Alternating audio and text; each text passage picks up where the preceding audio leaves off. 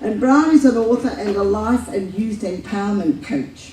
Now, his pathway to becoming a successful coach can be partially attributed to his commitment to mentoring youth over 4 summers through the Camp America program. After his first time working at camp, he commenced his studies to become a youth worker. Over the following decade, Brian would work with close to 2,000 young people from all walks of life across all sectors of youth work, beginning with the disengaged students in high schools to those in custody or experience homelessness. He should have been around when Ryan was coming up through his school, shouldn't he? You should have Brian around, Ryan.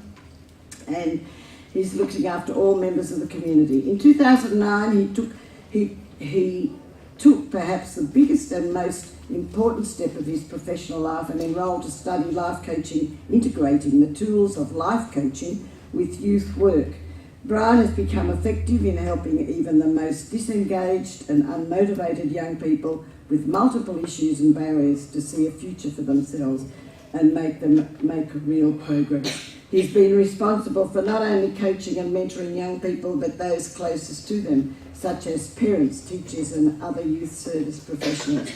Additional to his one-on-one work, Brian has led workshops and programs focused on career pathway planning and setting purpose and direction, self-empowerment and confidence building. And in May of this year, at age 31, he's telling us his age, a good age, girls, but he's married. Yes. Married. They're always married. Brian added published author to his name, so he's written this. He's been an avid writer since he was himself a young person, but he's now got this beautiful book, and one of you can take it home today, and I'm sure you can buy some today if you want to. But it's unique, it's taking on setting goals derived from the smart way to become the smartest method, which he will share with you today. He's a regular guest on community radio, even I interviewed him on community radio. Writes for magazine and blogs on various topics, including how to empower young people and to find work and recognising the various learning roles of children and teenagers.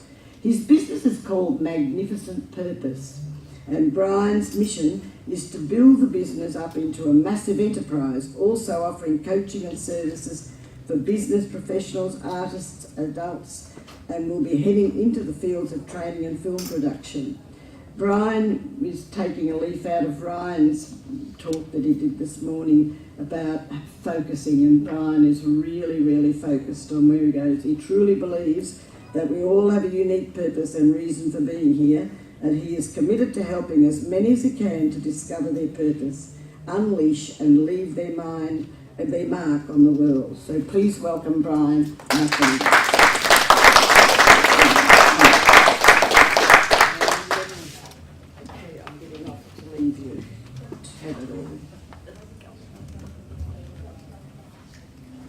The little mouse, where did that go? Oh, right in there. I probably left it there.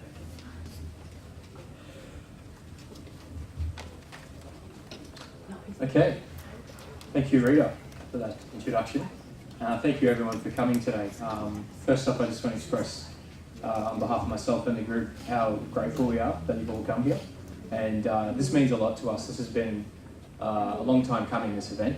We ran our first one in October of last year, and really this has just doubled in size and in scope, and it's great to see it come together, and it happens because of you, and it's great that you're here on a Saturday, and it's even harder because it's such a sunny day outside, so thank you for making the commitment to come here today, and investing in yourself, because really that's what today is all about, is investing in yourself. And to sort of kick things off, there's a quote I like, and I share with everyone. I didn't make it up, but invest in education and you'll make a living. But if you invest in yourself, you'll make a fortune. And Ryan touched on that a little bit, that if you invest in this, in your mind, then you can achieve just about anything. And things don't happen overnight. It does take time. And I haven't certainly achieved everything I want to. There's still plenty more to do on my list. But starting my journey of life coaching, personal development when I was about 20 years old has completely changed the direction of my life. And investing in myself and finding mentors to help me with that has been the key ingredient, which has led me to create this. But before we start, because today is about a little bit of fun as well, If you're not sitting next to somebody, just move across, if you can, just for a moment. So if you've got a chair between you and the next person, so the two gentlemen in the back, you just want to bring your chairs a little closer together. Okay? Now, everyone stick your right hand out like this. Okay. And with your left hand, have your finger pointing down. So it's above the hand of the person next to you. Now, if your hand is, if you have like an invisible friend next to you, don't worry, because we're going to swap hands in a minute. So you'll get a chance to do both. Okay? Now, this game is called Gotcha, and you'll see why in a moment. On the count of 3, you're going to pull your finger away, but also try to catch the finger of the person next to you. So it's a bit of multitasking here. The women are generally better at this than the men. So on the count of 3, you're going to pull your left finger up, try to avoid being captured, but catch the other person at the same time. All right? So we'll have a practice, okay? So 1, 2, 3. There we go. Good. Sorry, you can do that. Oh, didn't you? Okay. We'll go again. That was a try. All right, so we'll start again. Okay, so right hand out, left finger pointing down. On the count of 3. So 1, 2. That was a great speech. Yeah. What's your weekend like? What are you doing tomorrow? You got any plans for tomorrow? Yeah, what are you doing tomorrow? Okay, we got 3. Okay, let's swap it over. So now left hand out and right finger pointing down. So this will show you if you're left brain or right brain. Okay. Now that people know the rules, I'm starting to see that hands are getting cupped. Fingers are like up here. So make sure fingers above the hand of the person next to you. Okay. And I'll be looking, so no cheating. All right. So on 3 again. 1, 2, 3. Oh. Very good. Excellent. Okay, one more time. And to add a bit of a twist to it, close your eyes. Yeah. We'll see who's the ninjas in the room here. So left hand out, right finger down, eyes closed. Make sure your eyes are closed. Okay. 1, 2, 2.5. Oh, hang on. We'll have to start over. So left hand out, right finger down, eyes closed. And on 3. Go. Well done. Okay. Enjoy that? Excellent. I learned that when I worked on camp over in America. So you'll enjoy that. Imagine what a bunch of like 9 and 10-year-olds, they go berserk. So it's a good game just to get you energized and wake you up for the next second. Because I'm going to go through a lot in the next 45 minutes. If you've got pen and paper, you might want to grab that out and take some notes. One of you will be lucky enough to get a copy of my book today. So pretty much everything I'm touching on in the book today is also in my book. But if you want to take some notes, and before we get started, think of a goal for yourself. It might be a goal that you're currently working on.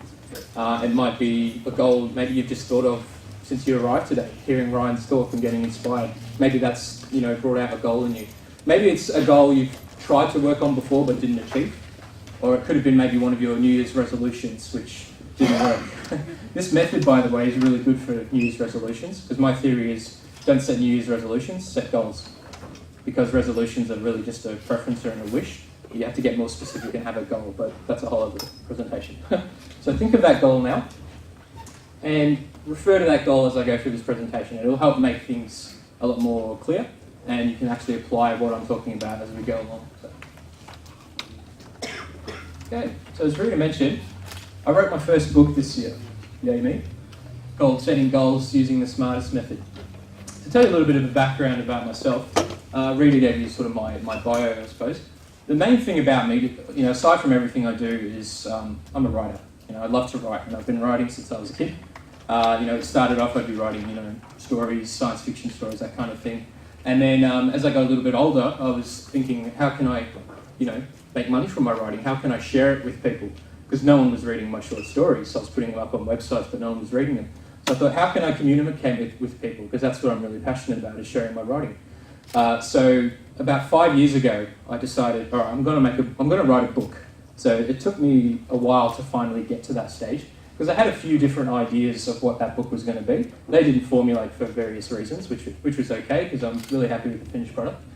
And where the title comes from is that when I was kind of starting my coaching business about 4 years ago, I wanted to come up with my own product, because that's really important when you're starting a business, to have something that sets you apart from the field. And everywhere I looked, I was hearing about SMART goals. You know, SMART goals are the best way to go. And I was using the SMART method for a while, but I found it was kind of lacking something. Like, there was just some steps at the end that didn't really get me to follow through. You know, we can all relate to having set a goal, but not actually following through with it. Has anyone been there before? Everyone, put your hand up. I know it's everybody. We have all these goals in our head, and then when we finally get ourselves to sit down and write them, it's like, oh, there we go, I've written this goal, and then it sits on our desk, and then we say, I'll get started next week, or I'll get started at the end of the month, and then it just doesn't happen because we lose focus and we lose motivation. So, and also what was different was I was working on these goals, but no one knew about it. Like, I wouldn't share my goals with people. I was worried I was going to be judged, and people would think, what are you doing that for? Just take it easy, you know, just keep it simple, that kind of thing. But I wasn't happy with where I was. You know, I wanted to do more, I wanted to be more and achieve more. And the other ingredient that was missing was not having excitement and energy about the goal. It's like, I'd tell people my goal and be like, my goal is to write a book and hopefully sell a few copies. You know, might make me successful, might not. That was how I was talking about it. So I wasn't very inspired by my own goal. And then lastly, like I was saying, I would write my goal and leave it on the desk and not do anything with it.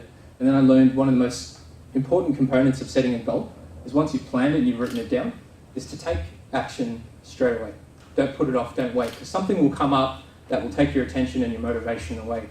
And that's life, that's what happens. You know, we plan, it's like, okay, on Thursday I'm going to do this and take the first step. But then something comes up, like you get called into work or your kid gets sick or something, and then it just kind of gets put on the shelf and you're like, all right, well, I'll wait till later in the year. And that whole waiting thing just doesn't work either. That's what I've learned over time. So the book, currently you can purchase online. In your show bags, you've all got a little card or a bookmark that explains how you can order the book if you're interested. So we'll get underway. So what is the smartest method? So as I was saying, I took SMART and said, SMART isn't smart enough. I had a look on Google and there were some smarter goal setting methods. And I thought, okay, that's okay. But I want to be like the smartest person, not the smartest person in the room. I'm not really competitive that way. More like I just wanted to be the smartest version of myself because I felt there was this potential in me I wasn't really tapping into because I didn't have the right method for it. So believe it or not, we all have goals. Now I meet some people and some of the young people I work with who can be quite lazy and unmotivated, and they'll say, I don't have any goals. And I'm like, well, yes, you do have a goal. And I'll say to them, tell me what you want. He's like, yeah, I want a job. I'm like, okay, what kind of job do you want? Oh, just anything. I'm like, well, that's a goal. But it's not specific enough. That's why it hasn't happened. So we all have goals that we're moving towards. Sometimes we have goals that really aren't right for us. Like, for example, when we set New Year's resolutions, what are most resolutions? Get fit, make money, find a new job, quit smoking. Where does that all come from? You see all the commercials on TV after Christmas, lose those Christmas kilos, finally give up smoking, finally manage money. So it's coming from all these external places. And it's not really coming from within, which is the secret ingredient. So how are you currently working on your goals? Are your goals just kind of in your mind, like this mental list of goals? Do you actually write your goals down, or are you effectively taking action at the moment on your goals? You'll each be at different stages. And I've been at all those stages at different points, but I found that having the method and having the plan is what makes the difference. Do you find that some of you are, pushing yourself to achieve things, but you're not really getting anywhere? Does it feel like you're not seeing results, not seeing progress? Yep, okay, I'm going to talk about that. And are you trying to get success the hard way or the smart way? Now, before we launch into this properly, I'll talk a little bit about, the SMART method. A lot of people say, is that a book that's going to make me smarter? I'm like, no. And will it make me more intelligent? I'm like, no, it won't. And they're like, so what's the point of it? It's like, well, it deals with the abilities that you already have. All of us are inherently quite intelligent. We're all very smart in a certain field. So we all have our areas of expertise. And if we can educate other people on something we know that they don't, and we can make them understand, that makes you smart in that respect. Okay? So the mind is such a powerful tool. There's all these parts in your mind that we're not really accessing, but the method touches on all of this. So there's a lot crammed into this. But as you do it step by step, you'll find that you know the answers already. So instead of looking out into the environment, seeing what's happening in the media, what people are posting on Facebook for inspiration, it doesn't really work that way. You've got to kind of get in here and connect with, what are your values? What inspires you? Ryan talked about what's your passion, what's in here that gets you really pumped up, and it's going to be different for all of you. And it's important not to judge that as well. Whatever it is for you, it's for you, it's true. Another question to think about as we're going along. Do you believe that you are directly responsible for all of the outcomes in your life? Now, a part of the smartest method, each of the letters stand for something, which I'll show you in a moment. R stands for realistic and relatable. And I have a little different twist on that because there's reality that we all live in and that we're all affected by. Then there's our own personal reality. And like Ryan said before, are you living in a reality of circumstance or a reality of choice? Because whatever happens to us, we have a choice on whether we react to what's going on or if we respond. There's a difference there.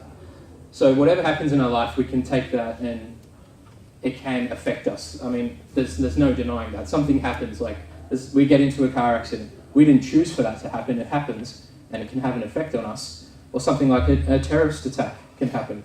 We didn't choose for that to happen, but it does happen. But the power is we have the choice on how we respond to that and the meaning that we give it. It's all about choice and about your own reality in the scheme of reality of life. So just another thing to think about as we're going on. Okay, so SMART goals. There's a few different variations on SMART goals. The letters stand for different things. In my method, small and specific. So I'm going to talk about these at length in a moment, but this is just so you get an idea of how it breaks down. Measurable and manageable. Attainable and achievable. There's a difference between those two.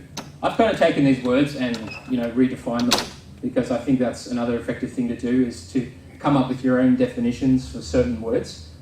For example, it's important to have your own definition of success and your own definition of failure because there's the societal standard of success, but not all of us want that. And is your definition of failure holding you back or is it empowering? Realistic and relatable. Now, relatable is a very important part of this method, which I'll spend a little bit of extra time on. Time-framed and task-orientated. And then that's where I stopped before until I added the additional letters. EST, so energized and excited. A really important component of your goal setting is having energy and excitement around it. Stated and shared. Shared is also important, and I'm going to talk about accountability. And like I said before, take the first step. So once you have your plan, take the first step. It can be something really simple. All right, so let's get into it. The first letter, S, small and specific. Now, some of us have got really big goals. Some of us have medium-sized goals. Some of us have small goals. A small goal might be buy a new car. A medium goal might be save $40,000 for a house deposit. A long-term goal might be to run my own business that makes millions of dollars. Now, when I was sort of coming out of school, 18, 19, I wanted to get into filmmaking. And that was my one big goal in life. Nothing else mattered. That was it. That was I decided that was my life's purpose. So I built it up on this pedestal and I got really overwhelmed because it seemed so big and unattainable. And as I've learned over time, those really big goals are fine. I'm not telling you to think small at all, but we have to consider that there's limits, there's time constraints, and there's only so much each of us can do in a given time period. So taking your big goal and chunking it down into smaller achievable goals is going to help you get to where you want to be in life. And I think it's useful to take your really big goal, like your dream outcome for life, whatever that be. It might be to start an organisation that raises money for charity. It could be to open a school, anything you want. Break that down into 7 smaller goals, which you can achieve in 1-year timeframes or something. And that's totally doable. If you put something in front of you that's too big and unattainable, then that's when the doubt kicks in and we can give up. It's like, that'll never happen. That's just me, a multi-millionaire? No way. But if you were to break it down to 7 steps, step 1 is goal 1. Maybe I just need to learn how to save money first. So my first goal can be, let me save $2,000. That's quite achievable, right? And then you double that. Okay, well maybe I'll try and save $4,000. then I'll use that money and invest in shares and let that grow. So then you're just building it up one goal at a time until you achieve your bigger goal. Specific. So we have this amazing set of tools that we all have access to called our senses. Now, thinking of your goal now, so I want to do this little exercise with everyone. Just close your eyes for me. And the goal I asked you to think about, picture it in your mind now. Okay? Picture an example of the outcome of that goal having been achieved. And concentrate on what you can see.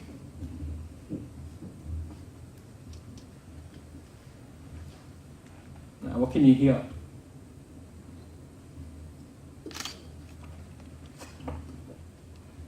Now, what can you feel, or what are you able to touch with your hands?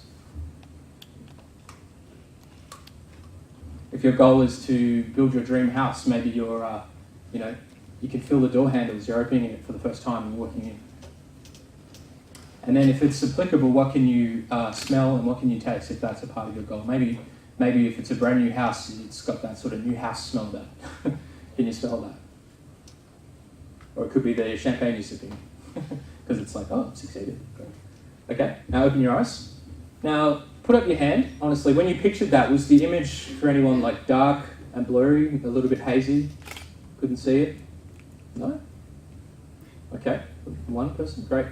When you heard things, was the sounds muffled, far off, kind of distant? No, you could hear it really well? Great, okay, so you've done that well. So the point of that exercise is the more you visualize, use creative visualization and use your senses to imagine your outcome, the more attainable it will be. So when I had my goal, to be a filmmaker after I left high school, I couldn't really see that. It was kind of really far off in my mind. If I closed my eyes, it was like it was up here. I couldn't see it. I couldn't really hear it. But then by practicing creative visualization using your senses, it becomes more clearer to you, because the way our mind works is when we can see something clear in our eyes, we go to it. And when we really want something, like for example, I really feel like pizza tonight. You can smell the pizza, you can taste it, you can see it in the box with the steam coming up. It's like, right, I'm getting a pizza. Because you used creative visualization, you manifested it. Now do that for your goal. And another good way to help with that is to have like a vision board. Does anyone have a vision board or has used vision boards? Yeah, a great tool. So I really recommend that as well. So that's what I mean when I'm talking about seeing a goal that's small and specific. Now, I'll give you an example in this presentation of someone whose goal was to get fit. And this is an actual case study, I call it, when a youth worker, that's youth worker language, of someone whose goal, who used my method, was to lose 20 kilos. At the start, they felt that was really unattainable. So I said, let's break it down. So my goal is to lose 6 kilos in 6 months, a kilo a month. This is part of my bigger goal to eventually lose 20 kilos. So she was just focused on the first 6 months. She wasn't thinking, a year and a half or whatever long it was going to take, because she couldn't see that far ahead yet. So, all right, let's just break it down. Your first goal is let's lose 6 kilos in 6 months. She had to get more specific how she was going to do it. I will lose 1 kilo per month through, so the how, regular exercise, healthy eating in moderation. I'll take walks, I'll swim, I'll plan my food in advance to include more fruits and vegetables. So that's more specific than just to lose weight or to get fit. You've got to be really specific about what you want. That also helps with the whole visualization process as well. So she was able to see herself running and jogging and looking slim and fit and everything. All right, the next part, M, measurable and manageable. Now, how do you get from A to B? If your goal is something you've never achieved before, how do you know you're going to be able to achieve it? This is an important component, is to find a coach or a mentor who has achieved what you've done and can tell you the individual steps to take. You can also start at the end and work your way backwards. So like I was saying, if your goal was to be a multi-millionaire and you didn't know what the 6 steps were to get there before, if your bigger goal is to be a millionaire, the goal just before that is to be 100,000aire, the goal before that 1,000aire, the goal before that 100aire. So you kind of work backwards from the outcome to figure out where to start. So that's what measurable is all about. It's also important as you're going along in your goal setting to keep a journal. So write down the steps that you take, because what you're doing there is creating like a map or a blueprint on how you achieved your goal. Once you've achieved a goal and you're kind of living with that success, you're going to have people come up to you and be like, how did you do that? How did you get that? How did you save that money? How did you get that job? there was a step-by-step process that you followed. So keeping a record of that is going to help you to help other people when they come up to you and say, can you help me do that? Manageable. Connecting with your feelings about what you can manage. It's important to be self-aware in life, would you agree? To have good self-awareness. And we struggle with our thoughts and our feelings. Usually there's one or the other that's kind of running the show. When we think about our goals, if we're not sure how we're going to do it, the doubt will kick in and we'll think, I can't do this, I can't do that, I don't know how to do it, I don't know who to talk to. So our brain goes into like auto drive or whatever, and all these thoughts are consuming us, and then we're like, no, it's too hard. But concentrating on the feeling, because when you have a feeling that's really strong, then it kind of quiets those thoughts and you just act on feelings. So an example I can give you is something you really love to do. Think about something that you really love to do. So when you're doing that, nothing can distract you, you're in your own little zone, you lose track of time, and a helicopter could fly by and you wouldn't even know it because you're just so involved in what you're doing and you love it. It could be anything. For me, it's writing. So when I sit down and I start writing, I could write for 3 or 4 hours, and for me it kind of feels like an hour because I just get lost in that. And that's something that I love to do. So injecting whatever it is that you love most into your goal is and acting on that feeling. And when you're acting on that kind of feeling, you're passionate, you're inspired, and the thoughts quiet down a little bit, because that's the ego talking to us saying, you can't do this, slow down, it's not going to work, all of that. So think about your feelings. But it's also important to be honest with what you feel you can manage. So if the goal you're thinking of is to be a multi-millionaire, do you feel that's something you can manage? Because it's not all going to be wine and roses. Even the wealthy have problems, because then they've got people coming after them and wanting to borrow money all the time, people wanting to sue them, all this stuff. So there's always going to be challenges. So if you're in that position, can you manage that? And if not, what do you need to do to feel ready to manage that? And this is where mentors and coaches come in, where you find someone who's achieved what you want and ask them, how did they get there? Get them to share their journey with you. What were the challenges along the way? At the start, what were your feelings about it? Did you feel it might not happen? How did you overcome that? So in the case of this goal, she was able to measure it by this. To help me achieve my goal, I'll use the help of a personal trainer and a nutritionist who would be fit and they would eat well, so they can tell me how best to do it. So they've achieved the results. They gave her a step-by-step plan. This is what you do at the gym. This is what you eat for a week. So it's measurable. It's all taken care of. Manageable.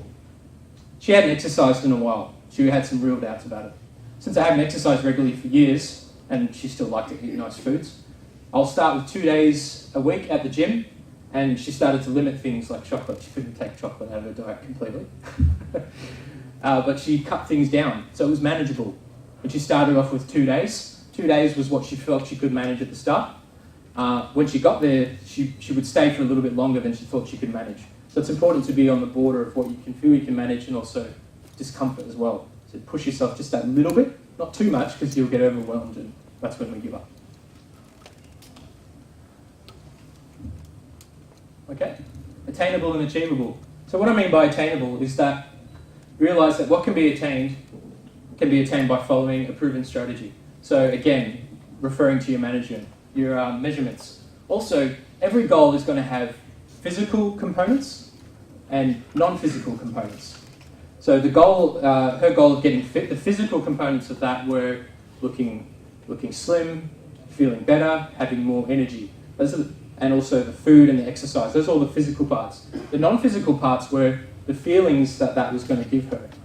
Self-respect, enthusiasm, confidence, self-esteem. So it's important to think about both. And who is going to give you the physical components? Is it yourself, or will there be other people helping you? And with the non-physical parts, for example, if your goal is to be a performer or a musician, a non-physical element of your goal is fame and admiration and fans that are adoring you. That doesn't come from you, that comes from other people. So thinking, holistically, where your goal, physically and non-physically, where's it all coming from? Is it just coming from you, or is there other people involved as well? Okay, so her attainable goal was, I will lose 6 kilos off my body, feel more energetic, and notice people looking at me or commenting on how much better and healthier I look. That got her really excited. That was what she wanted most. Achievable. I believe I can do this. because other people have done it. It does require lots of effort and determination. Achievable, I didn't really touch on a little bit, so I'm going to go into that. Achievable is a big component of the smartest method because what we deem that we can achieve in life is based on what we believe we can achieve. So if you can't believe you can do something, but you need to do that to achieve your goal, you're not going to achieve that goal. You have to have your self-beliefs. And we form our beliefs over time. Beliefs come from our upbringing as a child, what we believe about society, about other people. It also comes from our personal experiences. We see something happen and we're like, okay, I believe that happens when you go there, or I believe that people from here are like that or something. So this is how we form our beliefs. We can also consciously form our beliefs. So whenever a new experience happens to us, we will have some kind of, we'll label it in a way as a good thing or a bad thing. Now the way to consciously form a belief, and you want your beliefs to be empowering and to support you, not hold you back, because we all have limiting beliefs like, I believe I can't do this, I believe I can't do that. But turn that around and make it a positive belief. I believe I can do that because. And each belief, a belief is like a picture frame. So in the middle is your belief, and each side of the frame is a support for that belief. So I had to tell myself, I believe I'm a good writer, even when my writing wasn't that good. I had to tell myself, I'm a good writer because I can convey my message to people. I know how to write and structure a story. People who've read my stuff tell me it's good, and I think I've got something important to say. So that's what formed that belief, and I kept applying that and integrating that, and then eventually, once a belief is strong enough, it then becomes a conviction. So you're like, yeah, I can do that, no problem. Over time and practice. So we kind of have to sort of lie to ourselves at the start. There's the saying, fake it till you make it. But as you do it more and more, it just becomes your new belief, and then it becomes your reality. Okay, realistic and relatable. Now, don't you love it when someone says to you, talking about something you want to do, you should really be more realistic? Doesn't that just really annoy you? Because it's just like crushing your dreams, and no, you can't do that. I have a bit of a different take on reality. Like I was saying before, obviously there's the reality of life. We're born, we live, and we die. We have to go to work, we have to pay the bills. There's all these things that are just the reality of life we can't avoid. How we respond to those realities is our choice, but we don't want to be kind of in that reactive space of for example, after 9/11, that changed the reality of a part of life, which was the reality of air travel and security and all of that. Now, none of us chose for that to happen. It's just something that happened. And a lot of people let that really change their whole beliefs on certain things. Like they'd be walking through the city and people reported that if they saw a plane flying overhead, they'd fall to the ground and get into the sort of fetal position because, oh my God, that plane's going to crash into a building, Or they would be like, I'm never flying again because that's going to happen to me. So the chances of, you being in that situation are remote, but that's what I'm talking about, is don't react to those kind of circumstances. Respond and be like, okay, this has happened, but how am I going to respond to that? Like if you lose your job, we can react or we can respond. Most of us react because we're human, and we'll be like, damn it, crap, I've been fired, how am I going to pay the bills, how am I going to provide, what am I going to do?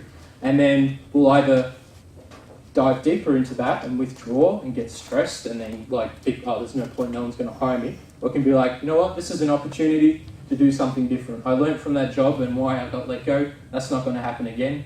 So I'm going to move in this direction. So that's the difference between responding and reacting. So you want to kind of look at life through your own eyes in a way that's going to help you achieve your goal, not help you not achieve your goal. It's got to be a positive, empowering reality. Relatable. Now, at this point when people are using the method to set their goal, they get to the relatable part and they might be like, well, actually, this goal isn't what I thought I wanted. Because what this relatable part tells you to do is think about what your passions are, what gets you inspired about life, and what your values are. So all your internal stuff that comes from in here. And it's really important to know what that is. Most of you can probably say right now what it is that you're passionate about, and that's great. Think about what inspires you. I get really inspired by creativity. I like to go and see a really good movie. I love reading a good book. I love seeing an awesome piece of art. I can just walk around a museum for hours and feel really inspired and think about how did that person make that? How did they take what was in their mind and put it on a painting and communicate with other people? That just gets me really inspired. After I see a really good movie or read a good book, I then feel really inspired and creative, and then I'll work on my own ideas. And then your values as well. our values are what drive us. Most of us have core values. For me, my core values are like creativity, having good balance to my life, my family, growth, and variety. Those are sort of my core values, sorry. If I'm in a situation or if I'm working on a goal where those values aren't being met, then we have a conflict. That's why it's important to set a goal from within and not all these external factors, because those external factors, those goals will be based on values that might not be yours. And you'll be working on it and working on it and working on it and wondering why it's not happening or why you're giving up or why you're losing motivation, because it's not connected to your values. When your values are driving your goal and your goal supports your values, you'll just move towards it. And then you won't need motivation, because I don't think motivation's very effective. I'm going to sort of just put that out there, because motivation is temporary. Motivation is getting yourself to do what you don't necessarily want to do, but know you have to do it. Like get up in the morning and go to work on a cold morning when you'd rather stay in bed and watch DVDs or something. We have to motivate ourselves and be like, okay, I'll get up because I've got that bill next week I have to pay. If I don't go to work, I don't get paid. But when you're inspired, it's like, right, I'm up, let's go. And when I connect my passions and my values and what inspires me all together, then I'm just like, let's do it. You know what I mean? Because it's me. So it's getting to know yourself, and values will change over time. You're not going to have the same values for your entire life. When I came out of high school, my value was I have to be a filmmaker. If this doesn't happen, I won't be happy. But then I've seen over time, well, no, that's just one part of me. That's just one part of my life. It's not this one attainable goal anymore. It's part of my life. If it doesn't happen now, that's okay. It'll happen later. So values will change over time. So in the case of this goal, it was realistic for her. She said, I can do this because I have the capability to do it. We've all got the capability to do amazing things. And I have access to all the resources and information I need. Google. Google is the best thing on the planet. You can Google anything. Other people might tell me that I can't do it. It's like, oh, you're not being very realistic anyway. But that is their perception and their opinion, not mine, based on what they think is realistic. Relatable. I want to achieve this goal because getting fit and healthy will improve every area of my life, and it will allow me to do more. Most of all, I can be a stronger parent and excel at work, which are two of the most important things for me. This lady was really struggling with, the demands of home life and her kids, and she was always tired all the time and losing her temper really quickly, and she wasn't performing well at work. And now she's getting fitter, she's performing better at work, she's just having fun, and she's having fun with her kids, and things are improving. Because when we've got energy and we're fit and healthy, it makes everything else lift up. So that's a good goal to have in itself, is just to be healthy. That should be a goal for everyone, absolutely. Okay, so time framed and task orientated. Now time is a funny thing. We're all slaves of time. Life is short, time goes by really quickly, and it seems with every year that goes by it gets quicker and quicker, and we're like, where the hell did that year go? So time is really valuable. Like, the more you value time, the more time you'll have, and that's true. If you see time as a bit of a burden, and it's like, oh, I've just got to pass the time, I don't get paid for a week, so I can't do anything. There's plenty that you can do. Time is such a precious commodity, and we all get time. We all have time. Now, when I coach people and they say, I don't have time for that, I'm like, well, yes, you do. We all have 24 hours in a day. And I'll do an exercise with you, which is also in the book, called a default diary. The way a default diary works, it's not like your work diary where you schedule in your appointments for the next week or whatever. Default diary is how you spend your time. So you fill it out, it's exactly how you're spending your time. So how many hours do you spend sleeping? How much time do you spend getting ready in the morning, going to work or university or TAFE? When you come home, how are you spending your time? Now, it's important to relax and spend time with family and friends. I'm not saying work on your goals all the time. You can relax as well. But how much time are you spending on activities that are just sort of unproductive and chewing up that time? How many TV shows do we all need to watch? I love television, but I have to be careful and limit it and be like, well, no, that can take up hours of time, or I could be spending reading or writing or learning something or going to networking events, things like that. So the book will tell you how to appreciate your time and how to value it, because your time is your most valuable tool. You have to really appreciate time. Task orientated. Now, tasks, when we think of tasks, we think of work.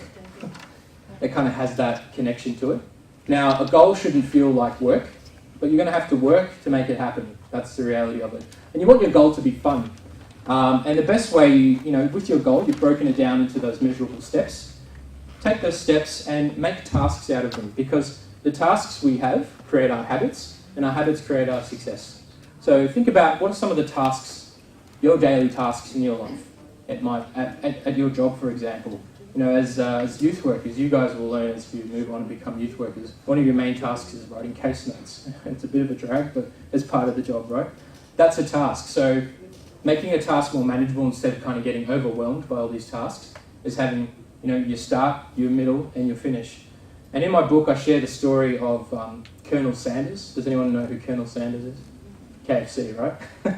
Now, nothing to do, not really healthy food, but the story of how he finally sold his recipe and retired as a multi-millionaire is in the book. And I won't share too much about it, but he just implemented task after task after task after task until he perfected it, and then he found success. And then Thomas Edison, who invented the light bulb, it took him 10,000 attempts to get the light bulb to work. Someone said to him, why did it take you so long why did you fail so many times to make the light bulb? He's like, no, I just found 10,000 ways not to make a light bulb. But think of how much he would have learned in those 10,000 attempts, that he perfected this thing, however long ago it was, a few hundred years ago, which is now everywhere. Look, there's light bulbs everywhere. That little idea he had and persisted with has completely changed the world, just because he just kept going. The same task over and over and over. And you can make tasks fun. Don't think tasks are boring. But when your goal is task orientated, like you'll see in this example, so time frame, it's good to think about the time of the day where you have your most energy as well. This lady, she said, I realise I'm most effective and have more time in the mornings. So once the kids had been dropped off at school, she headed to the gym. So I'll go to the gym, and then she planned her meals in the morning. So kind of the afternoon, she sort of hit her slump. In the morning was her good time. Task orientated. With my main task being going to the gym, I will start there with a warm-up, work on my circuit, that was the middle part, and finish with a swim to warm down. So she kind of walked in and be like, all right, task 1, gym, middle part, the circuit, finish with the swim, and I'm done. And she repeated that over and over until it just became habitual. Like it was just, she'd walk in and know exactly where to go, and it was just instinct. Because tasks form our habits, and habits after 30, 60, 90 days of being applied, it just becomes automatic. And like for example, if you want to stop biting your nails or stop quitting smoking, you have to go hard for 30 or 60 days, and then all of a sudden you won't feel like it anymore, because you've got to push through that pain and implement that task until it becomes habit. And that's really important with goals as well.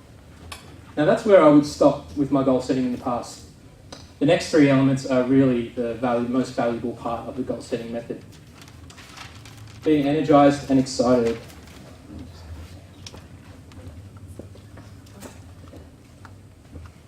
Now, I like to use this analogy that life is a road, and I'm planning on writing that as my next book. Life is a road.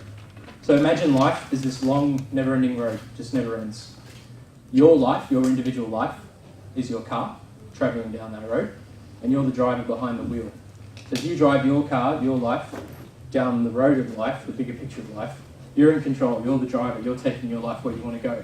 So think of your goal as like a car. Car has lots of moving parts. Everything that you've done up until this stage is building that car. Car's not going to go anywhere without fuel. The fuel is the energy of your car, and energy is your fuel. Now, it's perfectly natural at the start of your goal, you're like, yeah, let's get going, let's get energetic. Then you have a bad day at work and you kind of like, oh, can't be buggered, and then your energy just drops. So for a car to keep going, you have to keep putting fuel into it. For your goal to keep going, you have to keep re-energizing that goal. And then inject your goal with energy to bring it to life. There's various ways you can do that. It's important to know what are your reasons why. Why do you want this goal to happen? That's a really important question. And if it's coming from somewhere external, you're going to run out of reasons pretty soon. But if it's coming from within, why you want this goal to happen. And think about all your different life areas. How is this going to help me with my finances? How is this going to help me in my relationships? All of that sort of stuff. Positive affirmations as well are so valuable. That's our self-talk. Because whether we're aware of it or not, we're all talking to ourselves. There's a little voice up here that's saying things that either hold us back or push us forward. And if we're not filling our head with the things we want to hear, it's going to get filled with other stuff. So think of when you're driving in the car or on the train and you're listening to the radio. you're just getting sent all these messages constantly. You know, when the song finishes and the ads come on, bloody ads. But if you just sit there and listen, it's ads telling you what you need to buy, what you need to do, how you need to look. So they're filling your head with all these things that they're telling you think that you should have. But when I started switching off the radio, because I drive 45 minutes to work, and started listening to audiobooks and CDs that were like interviews with successful people, I was filling my head with that on my drive to work. Instead of listening to the radio and hearing something I didn't like in the news and getting to work and being in this crappy mood and not knowing why, because my head was getting filled with all this crap. But by being purposeful and filling it with what you want to happen, your positive affirmations, and repeating those to yourself every single day, the best way to do that is with your mobile phone. Program them into your little reminders application. Have it come up 3 times a day. One of your positive affirmations can be, I'm a successful person and I will achieve my goals. Now, saying that to yourself at first might feel a little weird because it hasn't happened, but over time, that becomes your new way of thinking, and then opportunities will just start happening. I can't explain it, but as you reinforce these positive affirmations, you kind of change your lens and you start seeing things in your environment. You start meeting people, someone who you might not have spoken to before. You'll recognise that's the person I need to speak to, because you're thinking success, goals, I need to go talk to that guy. You have a conversation with them, you learn something valuable, and then results start happening. So that's how you energise your goal. Now, getting excited about your goal, each goal has its outcome. Some outcomes will last a while, like maybe your goal is to get a new house, that's going to last you 40, 50 years, great. For some of you, your goal might be something just momentary. And for those who've achieved a goal, and you have achieved it, have you found yourself kind of thinking, oh, is that it? Is that all there is? You know, we kind of feel like a little flat and empty, like, I was kind of hoping for more than that. Yeah, I've got this new TV or whatever. Now, on that note, I don't recommend having materialistic items as your goal.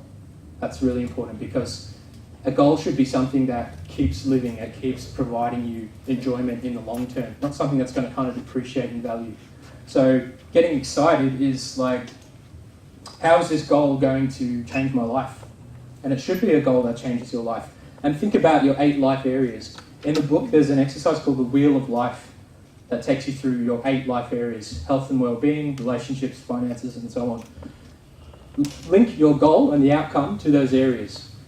So, like I said, energize. I can see myself working out at the gym and gradually losing weight and looking better.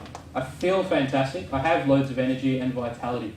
I'm doing this, there are reasons why, because I want to look great, feel great, have better focus, fit into my clothes, appear more attractive. She had like 30 reasons. I couldn't fit them all in here. So that's the abbreviated version. Excited. I can't wait till I've lost the first kilos, as I will look and feel terrific.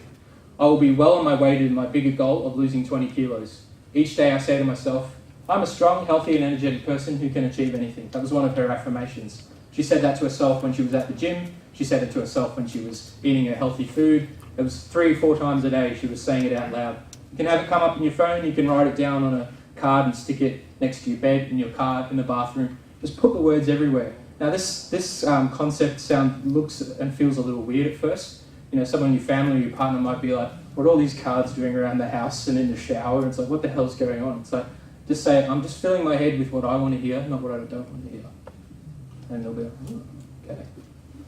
And then my wife was like, so if I put a card there saying I want a new necklace, will I get it? I'm like, yeah, maybe. Okay. Stated and shared. Another really important component of the science method. We all have fears. That's called being human. But you don't want your fears to stop you from achieving your goal. One of my fears was skydiving. It took me 7 years to finally build up the guts to do it. But on a trip to New Zealand a few years ago, my mate and I, we booked our skydiving experience. I thought, if I can achieve that, I won't be afraid of anything. I can ride any roller coaster, I'll swim with sharks, I'll do whatever.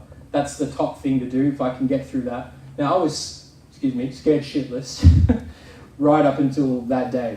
Like, I was excited the day before. It's like, yeah, skydive. Then I woke up that morning like, what am I doing? You know, and we were driving there and we got there and I just kind of was walking in like this, pretending I'm like, hey, I'm like, yeah, I'm here for the skydiving. I was getting really I was really tensing up. It was really weird. And then I'm like, screw it, let's just do it. Let's just push through the fear. And my mate was more scared than me. I had to like encourage him and pat him on the back. I'm like, come on man, we'll do it. After this, we'll go get a beer and whatever. So we did it. And we got up in the plane and I just kind of lost all sense of time and control. Thankfully, you're strapped to a guy for the first time you do it. It's called tandem, which is you have to. I'm like, I'm in your hands, mate. And he's pointing things out the window. Oh, look at the national park down there. I'm like, yep, that's great. Yep, I was like crapping myself. And then the door opens and we just kind of slide out, looking down 13,000 feet above the ground. It's like, ready? I'm like, and he says, on 3, 1, 2, and then we go out at 2. And we're flipping like this, and then like the feeling of, has anyone skydived? We've got one. How awesome is it? Pretty awesome. Pretty awesome, yeah. The guy who I did tandem with, that day was like his 15,000th jump or something, and he said it's still exciting after that many times, because that's his job. He does like 20 a day or something. Absolutely amazing. And afterwards, I just felt on top of the world. We're walking down the street, waving to people, hey, how's it going? We felt awesome. We went to the bar, we had a few drinks. The skydiving guys were there that night as well. We were talking to them. And then, yeah, the feeling was unbelievable. So push through the fear, because once you've broken through, then the fear is gone. And then that's when you get your courage after you've done it. You can't be like, right, I'm ready to do this before you've done it. You just have to do it. It's like the saying, feel the fear and do it anyway. And that's an important part of having a goal that is stated with intention. Sharing your goals, accountability and influence. What I'm talking about here is you'll find an accountability partner to help you achieve your goal. This is where coaches and mentors come in. Someone you're going to meet with maybe weekly and say, hey, this is my goal. You've done this. Would you mind helping me with this? And most people are happy to help because, it reinforces what we know and what we're good at, and we just like to help each other. Also think about how once you've achieved your goal and you've got that success, how are you going to share that with other people? And this was something that came to me as I was writing the book. And I didn't just want to write a book and say, I've written a book, tick it off the list, it's on my shelf, show people when they come over, there's my book. So have you done anything with it? No, it's collecting dust. I didn't want that to happen. So that's why I'm here today. I believe in my idea and my method. I'm sharing it with you, and I hope that you go on and share it with other people. Once you have that attached to your goal, you'll find your goal just takes on a whole other level.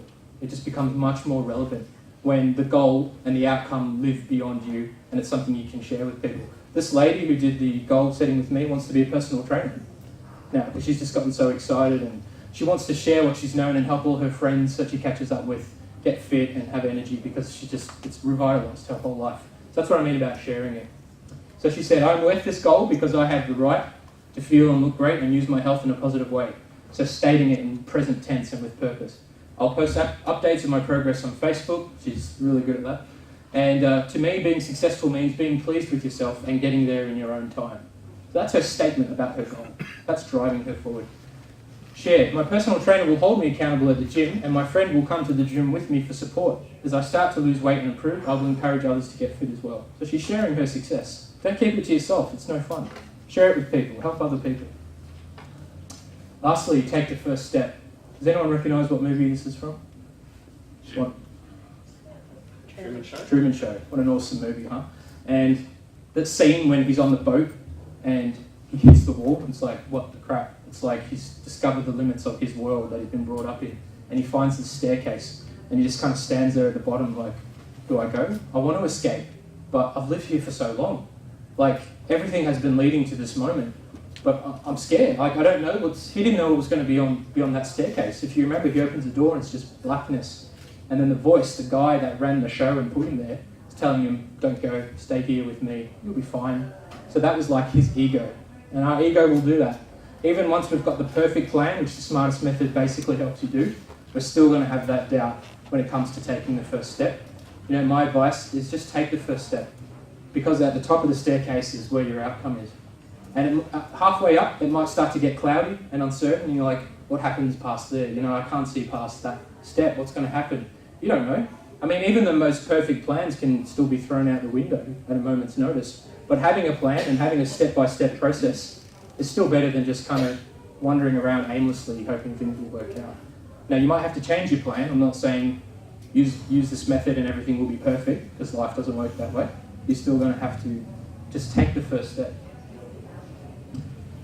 As soon as you've planned your goal, with faith is very important for success. And your vision, the goal will help you get very clear on what your vision is. Take the first step. So when we finished her goal setting method session, she identified her first step. My first step will be booking an appointment with a personal trainer. Well, I'll tell them what my goal is and book me in for my first session. All my reasons, beliefs and values are backing me up on this goal and will inspire me to take each step following the first. At the end of the session, she got the number for a local gym, rang, booked in to see the personal trainer the next day. She got there, they created a plan, that was her next step. The step after that, he booked her in for next week to start things. Things will just happen once you take that first step. It's like the domino effect. So take action, guys.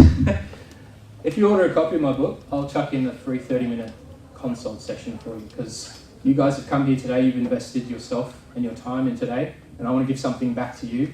And I believe in my method, I believe in all of you.